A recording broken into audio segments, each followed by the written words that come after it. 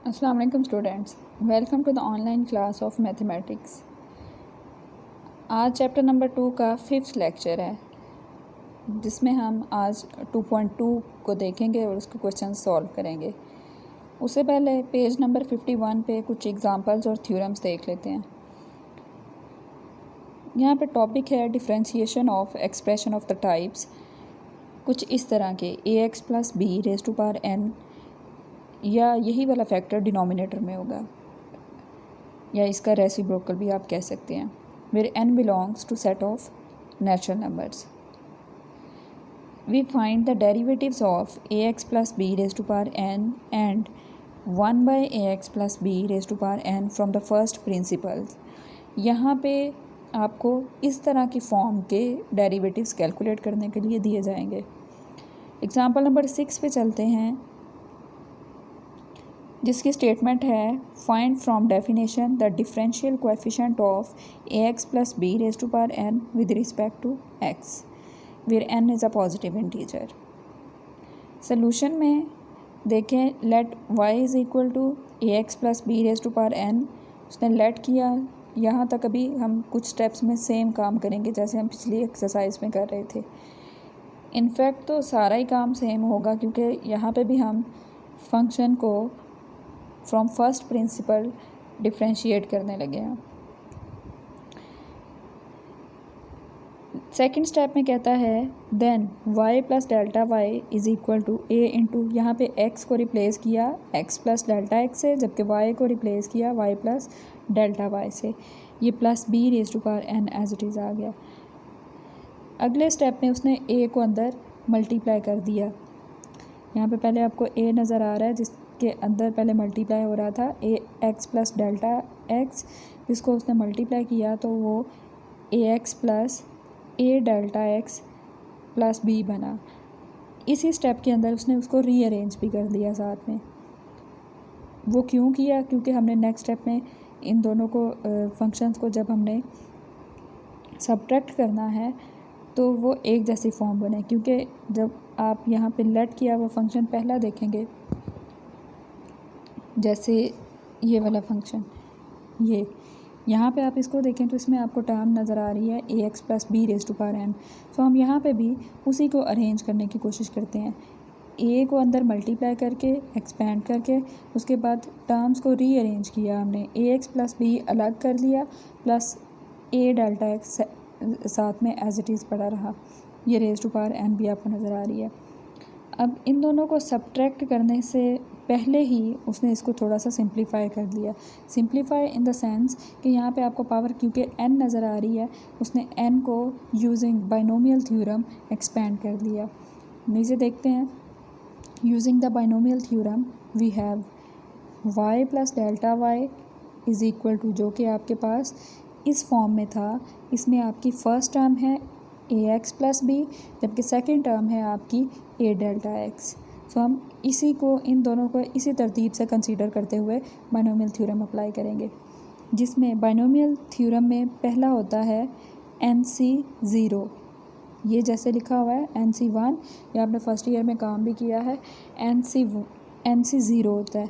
NC0 और first term की highest power होती है, जो कि आपको यहाँ पे गिवन होती है, होल पावर होती है, उसकी हम हाईएस्ट पावर जो इनफैक्ट होती है वो ले लेते हैं, और सेकंड टर्म की पावर हम 0 ले लेते हैं। वो दोनों उसने यहाँ पे नहीं लिखे हुए। तो हम यहाँ पे जब इसको इनफैक्ट यूजिंग फार्मूला करेंगे तो हमने इसको करना है NC0 ax + b raise to power n इंटू a Δx raise to power 0। यहाँ पे ये हम डिटेल से कर चुके हैं वहाँ पे फर्स्ट ईयर में, आप वहाँ से रिवाइज कर लें इसको। नेक्स्ट इसकी टर्म हो जाएगी NC1। अब फर्स्ट टर्म की पावर में से 1 सब्ट्रैक्ट करेंगे, और इसी तरह जो सेकंड टर्म है उसकी पावर 1 आ जाएगी। Next NC2। अब क्योंकि हमें n का नहीं पता कि n आपका 2 है, 3 है, 4 है, 100 है, 1000 है, सो हम यहाँ पे इसको कंटिन्यू रखेंगे। इनफैक्ट तो जो आपकी पावर होती है उसको आप, क्योंकि वो नेचुरल नंबर होता है कोई, तो उसको आप NCn, यानी यहाँ पे अगर 2 है तो 2C2, और अगर 5 है तो 5C5 बनाने तक आगे लेके चलते जाते हैं। लेकिन यहाँ पे हमें n जो है वो पता नहीं है कि कौन सा कांस्टेंट है, तो इसको हम यहाँ पे 100 ऑन करके लास्ट टर्म उसकी लिख देते हैं। लास्ट टर्म उसकी बनती है NCN। अब फर्स्ट टर्म की पावर जो है वो 0 हो जाती है, जबकि सेकंड टर्म की हाईएस्ट या मैक्सिमम पावर जो इनफैक्ट पूरे फंक्शन की पावर होती है वो आ जाती है। इसको आगे सिंप्लीफाई करेंगे नेक्स्ट। अब इस स्टेप के बाद उसने ऐसा किया, इन दोनों फंक्शंस को जो आपके पास y और y प्लस डेल्टा y था, इन दोनों फंक्शंस को उसने सब्ट्रैक्ट कर लिया। सब्ट्रैक्ट किया तो आपके पास एक साइड पे डेल्टा y बचा, जबकि ये उसने इस फॉर्म से बनाया कि ये बनता है इनका रिजल्टेंट। अच्छा, नेक्स्ट आपके पास बचा, सब्ट्रैक्ट करने से ये वाला जो फैक्टर था, और क्योंकि ये देखें y प्लस डेल्टा y में आपके पास फर्स्ट टर्म आ रही थी ax plus B raise to power n whole power n है, तो यही आपके पास y में था। जब इन दोनों फंक्शंस को हमने सब्ट्रैक्ट किया तो ये वाला पोर्शन, जैसे हमारे पहले सारे क्वेश्चंस के अंदर भी ऐसे ही होता है कि वो दोनों टर्म्स कैंसिल आउट हो जाती हैं, तो यहाँ पे भी वो दोनों टर्म्स कैंसिल आउट होगी। ये y वाला पोर्शन और y प्लस डेल्टा y की फर्स्ट टर्म, ये दोनों कैंसिल आउट हो गई। कैंसिल आउट होने के बाद जो बाकी बचा वो NC1 ax plus B raise to power n minus 1 into a delta x बचा। इसी तरह ये सारी टर्म्स और लास्ट टर्म बची। इन सारी टर्म्स के अंदर अगर आप देखें तो डेल्टा x कॉमन है, उसको आप यहीं पे कॉमन ले लेंगे। ये उसने यहाँ पे डेल्टा x कॉमन ले लिया इस सारी टर्म्स में से, तो नेक्स्ट स्टेप में उसने उसको डिवाइड किया तो ये वाला डेल्टा x कैंसिल आउट हो गया। अब आपके पास सिर्फ लास्ट स्टेप बचा है जिसमें आपने लिमिट अप्लाई करनी है डेल्टा x अप्रोचिंग टू 0। तो लिमिट अप्लाई की दोनों साइड पे, अब सिवाय पहली टर्म के बाकी हर टर्म के अंदर आपको डेल्टा x नज़र आ रहा है, तो ये सारी टर्म्स जो हैं ये 0 हो जाएंगी और सिर्फ फर्स्ट टर्म बचेगी जो कि है NC1 ax plus B raise to power n minus 1 into a। So यही आपके पास डेरिवेटिव का आंसर आ गया। NC1 का आंसर हमेशा n होता है और ये ax plus B raise to power n minus 1 into a। अब नेक्स्ट पेज पे चलते हैं, पेज नंबर 52 पे। यहाँ पे आपको एग्जांपल नंबर 7 दी गई है। इसकी भी स्टेटमेंट देखते हैं। Find from first principles the derivative of this with respect to x where n is a positive integer. अब n यहाँ पे है तो पॉजिटिव इंटीजर, लेकिन ये रेसिप्रोकल में आपको नज़र आ रही है पार। सो इसको जब हम ऊपर लेके जाएंगे और बाइनोमियल थ्योरम अप्लाई करने की कोशिश करेंगे तो वहाँ पे ये पार नेगेटिव हो जाएगी। इसको भी थोड़ा सा देख लेते हैं, तो exactly same as example number 6। Let y is equal to this, ये y की इक्वल ऐड किया उसने, y चेंज ऐड किया दोनों साइड्स पे, उसके बाद इन दोनों फंक्शंस को सब्ट्रैक्ट किया तो ये आपके पास ये वाली फॉर्म बन गई। यहाँ पे उसने LCM ले लिया। LCM लेने के बाद ये जो फैक्टर है यहाँ पे LCM ले लिया। LCM के बाद ये सारा फैक्टर जो है ये उसने वैसे ही एज इट इज़ नीचे लिख लिया, जबकि इसको उसने सेपरेट करके लिखा। सेपरेट करने के साथ साथ यहाँ पे उसने माइनस कॉमन भी ले लिया यहाँ से। वो क्यों लिया? क्योंकि उसने ये वाली फॉर्म बनाना चाह रहे थे वो। सो यहाँ से ये माइनस लिया ताकि ax plus B plus a delta x raise to power n जैसे कि डिनोमिनेटर में है वो आपको पहले ही नज़र आ जाए। नेक्स्ट उसने क्या किया, using the binomial theorem we simplify the expression. अब उसने बजाय ये सारा फैक्टर्स या न्यूमिनेटर और डिनोमिनेटर दोनों को साथ लेके चलने के, उसने सिर्फ और सिर्फ आपका यहाँ से न्यूमिनेटर ले लिया और उसको उसने सिंप्लीफाई करना शुरू किया। ये न्यूमिनेटर लिया, बाइनोमियल थ्योरम अप्लाई किया, उसके बाद मैं आपको नेक्स्ट सिर्फ सिंप्लीफिकेशन दिखा देती हूँ। यहाँ पे डेल्टा y बच गया, माइनस ऊपर आपके पास सारे बिल्कुल एग्जांपल नंबर 6 की तरह हर टर्म से आपके पास डेल्टा x कॉमन निकल आया, वो आपने कॉमन निकाल के रख लिया। उसके बाद आप ये वाला सारा जो आंसर है इसको रिप्लेस कर दें यहाँ पे, ठीक है, या पुट कर दें आप इसकी वैल्यू यहाँ पे, जिसको आप एक फैक्टर, क्योंकि आप यहाँ पे सिर्फ न्यूमिनेटर लेके चल रहे थे ना, उस न्यूमिनेटर के साथ हमने वहाँ पे रख लिया उसकी जगह पे। सो आपके पास delta y by delta x वाली जो बनी उसमें से ऊपर आपके पास डेल्टा x कॉमन आ गया, बाकी सारी टर्म्स उसने वैसे ही लिख दी और ये आपका एज इट इज़ जो था यहाँ से डिनोमिनेटर पड़ा हुआ था वो लिख दिया। अब इसके बाद इसको फर्दर सिंप्लीफाई करने की कोई ज़रूरत नहीं है या शॉर्ट करने की, क्योंकि नेक्स्ट स्टेप पे हमने लिमिट अप्लाई करनी है और डेल्टा एक्स वाली सारी टर्म्स वैसे ही ज़ीरो हो जाएंगी। अगला देखें step, using the product and sum rules of limit when delta x approaching to zero. यहाँ पे आप सम और प्रोडक्ट रूल क्या होता है कि लिमिट जो है हर फंक्शन की, दो फंक्शंस अगर उनका आपको प्रोडक्ट गिवन है तो अगर लिमिट एक अप्लाई हो रही है उन पे तो वो उन दोनों की अलग अलग लिमिट उन दोनों पे अप्लाई हो जाएगी। और इसी तरह अगर वो डिवाइड हो रहे हैं तो डिवीजन में भी दोनों की अलग अलग लिमिट्स अप्लाई हो जाएंगी। यहाँ पे देखिए बाकी सारी टर्म्स ख़त्म होगी, सिर्फ फर्स्ट टर्म बची वो उसने एज इट इज़ यहाँ पे लिख दी और यही आपके पास आंसर आ गया जिसकी सिंप्लीफाइड फॉर्म नेक्स्ट पेज पे है। पेज नंबर 53 पे ये D by D x of this और सिंप्लीफिकेशन के बाद आपके पास बचा माइनस एन इंटू ए, नीचे आपके पास A x plus B raise to power n plus one, जिसको आप इस फॉर्म में भी लिख सकते हैं। अब हम चलते हैं एक्सरसाइज पे। एक्सरसाइज नंबर 2.2 का पहला क्वेश्चन है, बल्कि इनफैक्ट इसमें एक ही क्वेश्चन है जिसके 5 पार्ट्स दिए गए हैं। क्वेश्चन नंबर 1 की स्टेटमेंट है, find from first principles the derivative of the following expressions with respect to their respective independent variables. First part अगर आप देखें तो उसमें आपको एक्सप्रेशन नज़र आ रहा है A x plus B whole power जो है इस सारे फैक्टर की वो 3 है। अब नेक्स्ट क्वेश्चंस पे भी अभी ही नज़र दौड़ा लेते हैं। सेकंड पार्ट देखें तो इसमें ए जो था उसकी जगह पे अब आपको 2 और बी की जगह पे 3 नज़र आ रहा है जबकि पावर आपको 5 नज़र आ रही है। थर्ड क्वेश्चन देखें अगर हम तो 3t plus 2 exactly same form, जबकि पावर आपके पास यहाँ पे -2 आपको नज़र आ रही है। फोर्थ वाले पार्ट में रेसिप्रोकल में आपको 1/ax plus B raise to power 5 नज़र आ रहा है, जबकि फिफ्थ पार्ट है इसका 1/az plus B minus B raise to power 7। यहाँ पे चले हम इस पार्ट की बाद में बात करते हैं। सबसे पहले हम यहाँ पे इसका फर्स्ट पार्ट जो है उसका सलूशन देख लेते हैं।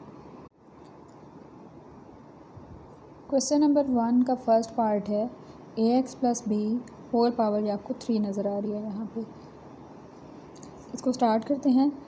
सबसे पहले लेट करेंगे इस फंक्शन को y के इक्वल फंक्शन कह सकते हैं या आप यहाँ पे इसको एक्सप्रेशन कह सकते हैं। नेक्स्ट स्टेप में y प्लस डेल्टा वाई और यहाँ पे हमने दूसरी साइड पे क्या किया, x को रिप्लेस कर दिया x प्लस डेल्टा एक्स से प्लस बी होल पावर 3।